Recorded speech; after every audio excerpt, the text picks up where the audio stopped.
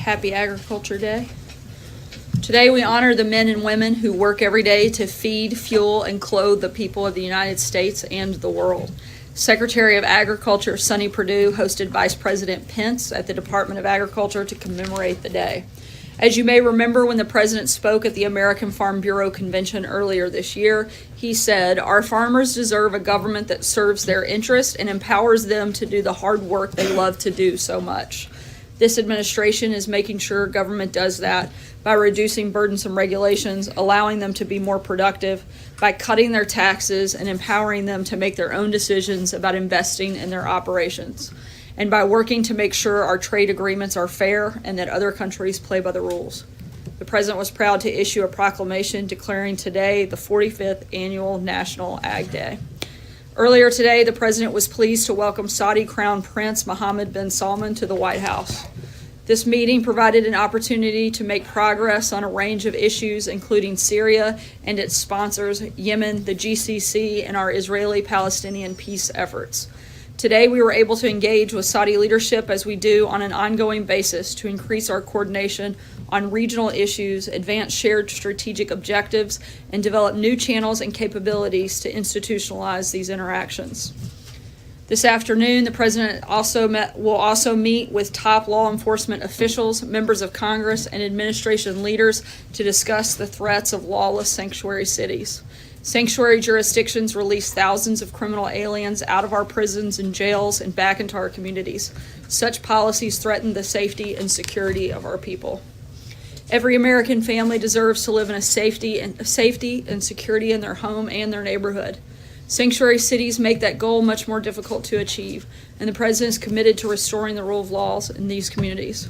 We're also continuing to monitor the situations both in Austin, Texas, and in Maryland. Our thoughts and prayers are with the victims involved in these situations, and we'll continue to work with state and local law enforcement officials around both of those incidents. And with that, I'll take your questions. John. Sir, let me start by asking you what the President said about potentially meeting with Vladimir Putin, quote, soon. There's nothing that will put them in the same city at the same time until November at the earliest. So what he's talking about in terms of June, would that include either a visit of Putin to the White House or the President going to Russia? There are no specific plans made at this time, but we want to continue to have a dialogue with Russia and continue to talk about some of the shared interests we have, whether it's North Korea, Iran, and particularly, as the President noted today, slowing the tensions when it comes to an arms race, something that is clearly important to both leaders. And now that Putin has won yet another term as president, is President Trump concerned that he will continue his aggressive posture toward the rest of the world and maybe even increase that posture?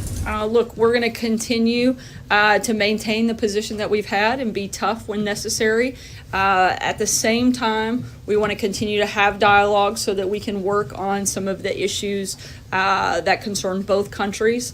And we're going to continue to do that while also continuing to be tough on a number of things, including sanctions on Russia, rebuilding our own military, and exporting energy, things that we know are not great for Russia. Major. Get your reaction to a statement that Senator John McCain, the chairman of the Armed Services Committee, just put out, and I'm quoting him directly here. An American president does not lead the free world by congratulating dictators on winning sham elections. And by doing so with Vladimir Putin, President Trump insulted every Russian citizen who was denied the right to vote in a free and fair election to determine their country's future, including the countless Russian patriots who have risked so much protest and resist Putin's regime. How do you respond? Look, the President once again has maintained that it's important for us to have a dialogue with Russia so that we can focus on some areas of shared interest, the ones that I've already named. At the same time, we're going to continue to be tough on them. The President joined other countries in these calls. Both Germany and France have reached out, as well as President Obama in 2012. These are conversations that sometimes take place, and certainly the President finds there to be an importance in having that dialogue with Russia so that we can talk about some of the big problems that face the world. Does the White House disagree with Senator McCain's characterization of this as a sham election? We disagree with the fact that we shouldn't have conversations with Russia. There are important topics that we should be able to discuss, and that is why the president's going to continue to have that dialogue. At the same time, we've been very clear in the actions that we've taken that we're going to be tough on Russia, particularly when it comes to areas that we feel where they've stepped out of place. We've placed tough sanctions on Russia and a number of other things where we have shown exactly what our position is. You brought up in context of John's question about timing, since you mentioned North Korea and Iran, is it the president's intention to meet with Vladimir Putin before he sees Kim Jong-un or makes a decision on the Iran nuclear deal? Again, we don't have any specific plans laid out at this time. Sarah, neither the White House readout of that phone call with Putin nor the Kremlin's readout says anything about election meddling. Did the president not raise the issue of Russian election meddling in that phone call? I don't believe it came up on this specific call, but it is something that we've spoken extensively about and continue to look at ways and steps forward to make sure it never happens again. And on the president's new attorney, Joe DeGeneva, he says that there is this brazen plot by the FBI and the DOJ to frame the president. Does the White House share that view? Is there a plot to frame President Trump? Look, we certainly have said that there have been some concerns with some of the actions that were taken, but in terms of any comments that he's made, I couldn't speak to those. Matthew? Thanks, Sarah. Two more questions on the Putin phone call. First, does the White House believe the election in Russia was free and fair? I'm sorry? Does the White House believe that the election in Russia was free and fair? Look, in terms of the election, there we're focused on our elections. We don't get to dictate how other countries operate. What we do know is that Putin has been elected in their country, and that's not something that we can dictate to them how they operate. We can only focus on the freeness and the fairness of our elections, something we 100% fully support, and something we're going to continue to do everything we can to protect, to make sure bad actors don't have the opportunity to impact them in any way. And you said election meddling didn't come up in the call. I'm curious, did the recent poisoning in the United Kingdom come up in the call? I don't believe that was discussed in today's call. John? Thanks a lot, Sarah. Over the weekend on one of the Sunday morning shows, Straight Gowdy, Republican of South Carolina, said when responding to the various tweets that the president had put out over the weekend regarding Special Counsel Robert Mueller, he said, when you're innocent, act like it. What is your response to what Straight Gowdy said over the weekend?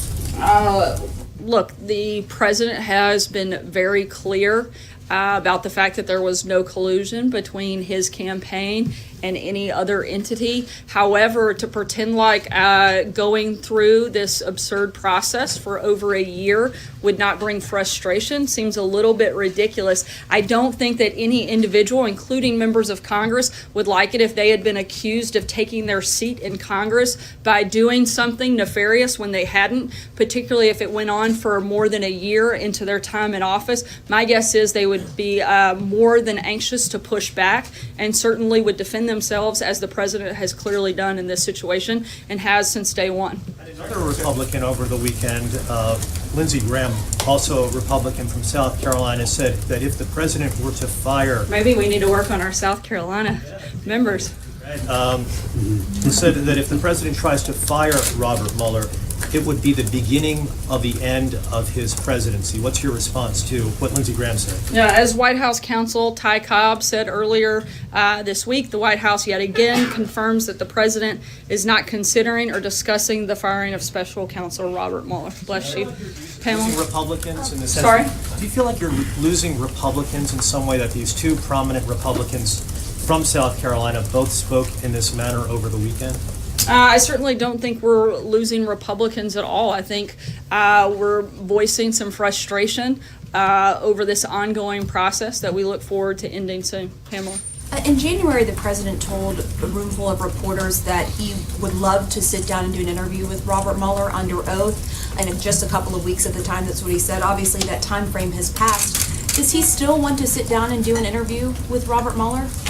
Look, we've been fully transparent throughout this process. We've been fully cooperative, and we're going to continue to be cooperative with the Office of Special Counsel. Beyond that, I can't go any further. Can you just Provide more clarity on the president's tweets toward Robert Mueller over the weekend, calling him out by name. What was behind that? Like I just said, clearly we have not been shy about the fact that there is frustration of this process. We would like it to end quickly and soon, and the president has contended since day one and will continue to do so that there was absolutely no collusion between his campaign and any outside force or country. And so I don't understand why it's hard for anyone to process. If you had been attacked mercilessly and continuously, day in, day out, every single second, while you're trying to work hard to do good things for this country, and literally every day you wake up to an onslaught of people saying that you're there because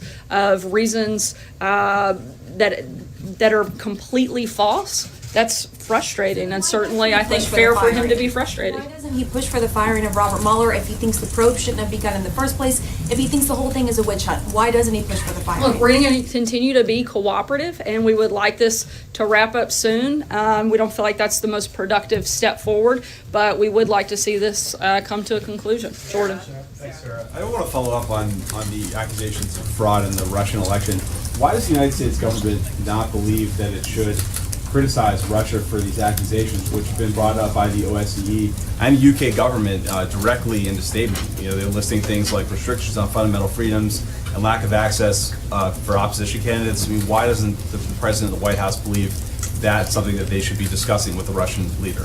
I didn't say that we couldn't discuss it with the Russian leader. I said it didn't come up on today's call. Again, the focus was to talk about areas of shared interest. We know that we need to continue a dialogue. It's important for a lot of the safety and security of people across the globe. We would like to be able to work with them on things like North Korea, on Iran, and also both countries shared interest in lowering the tensions when it comes to an arms race, recognizing that that's not the best thing for either country. And so we want to be able to have those conversations, and that was the point of today's call. John? When's an appropriate time to raise questions about, you know, political freedoms with Russia? Look, we've continued to talk about these important issues, but that's not simply what today's call was about. John? Thank you, Sarah. Two questions. First, we've discussed the president's call to President Putin following his re-election. Did the president make a similar call to Chancellor Angela Merkel, who has just formed a new government and assumed her fourth mandate in Berlin? I know he spoke with the chancellor, I believe it was last week. I'd have to look back at the specific details of their conversation, but I know that they spoke within the last week. The other thing is that Congressman Ryan Costello of Pennsylvania is expected, if not today, sometime in the coming weeks, to announce he's not running for re-election, making him the 38th Republican House member to announce retirement, resignation, or pursuit of another office, a post-World War II high in the exodus of Republican House members. Is this something the president is bothered about, and do members call him when they say he'll make announcements like this? Certainly he's had conversations with a number of members. I can't speak to this situation specifically and whether or not he's spoken with the president. We're not concerned right now. We think we've got a great story to tell after the first year of being in office, and we look forward to communicating that to the American people and continuing to push the president's agenda. David? Sarah, did the topic of religious liberty come up at all with the Crown Prince today? Did the president bring that up at all, do you know?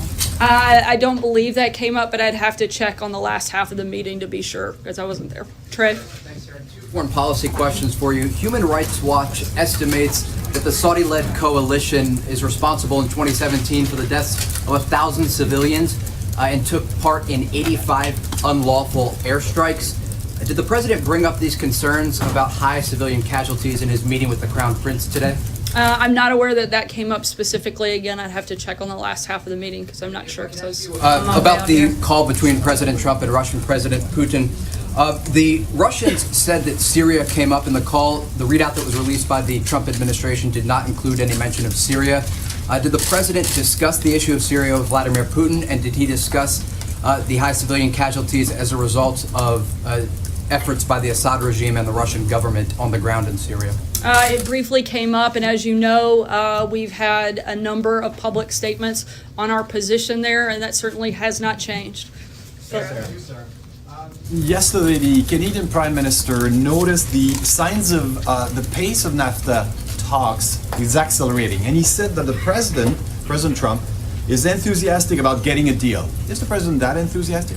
The president's always enthusiastic about making a good deal, but that would be the key caveat to any conversation is making sure that whatever deal he makes is good for Americans and American workers. And so anything we do, that would have to be part of that conversation. There seems to be a end of April deadline. After that, the entire political process is going to get over the negotiations on NAFTA.